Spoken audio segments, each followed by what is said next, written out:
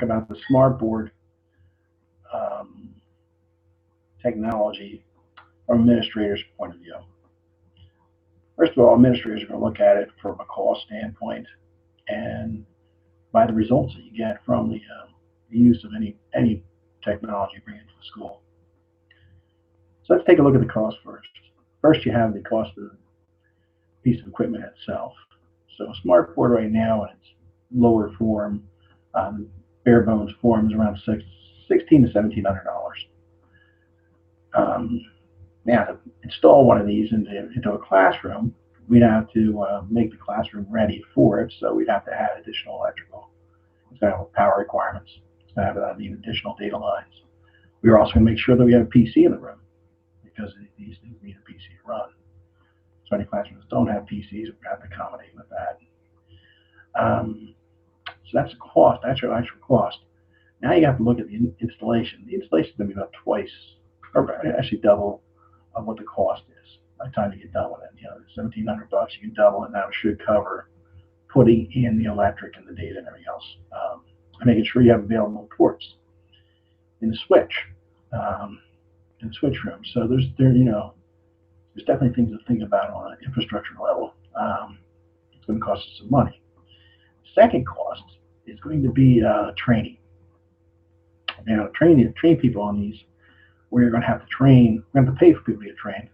We don't have to pay for the training. SmartBoard will bring people in for training, but we're going to have to train teachers, all the teachers, all the administrators, tech personnel, substitutes, and additionally, any new hires that come through. So we're going to have quite a few people any new personnel that comes in, we're going to have to train on these because you have to be aware of how to use these things.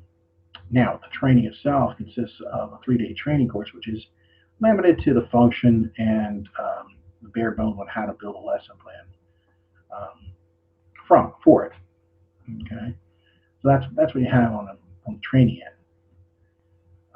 Then you want to take a look at the what's available because it takes so long to build one of these lesson plans. How much time is going to be taken building these lesson plans? So we have to find a resource to get to the lesson plan, which Smart. They have Smart Exchange, which you can get lesson plans from, which is good. And other schools do have, like Linwood High School has it, where they actually offer up lesson plans already made up for the Smart Board. The problem with the Smart Board is that you have to make it specific, the lesson plan specific to that. So you can't bring in your old programs. You actually have to start from scratch. So that's always that's going to be a big to actually get it going. It's going to take some time. Okay, so that basically takes care of the costs. Now you're looking at what are the results? What are the benefits we're gaining from this? So when you look at the benefits, we're looking at test scores. How are we going to measure up those test scores? This is going to help us with our standardized testing. Every school in the country wants that. So any edge we can get in that's what we're looking for. So will this accommodate that? That's the big question. There have been studies that showed that there are that the Smart Board has increased the standardized test scores on a limited basis because it's very narrow to where it is. It's basically in the younger grades in math scores. That's been the most productive area for this type of technology.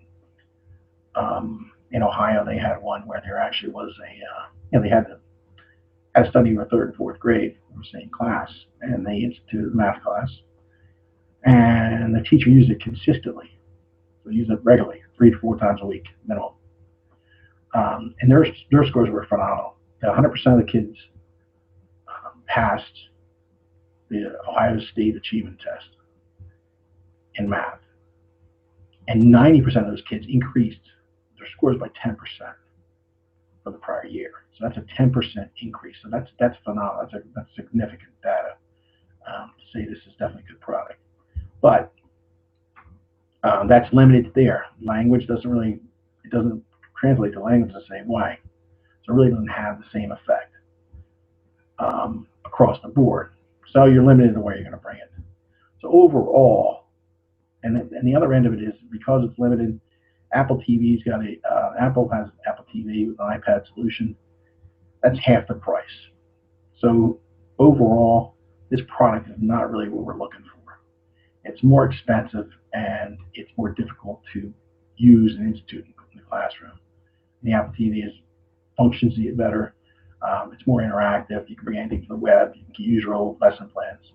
So overall, I would say no, this product is not something that I would recommend.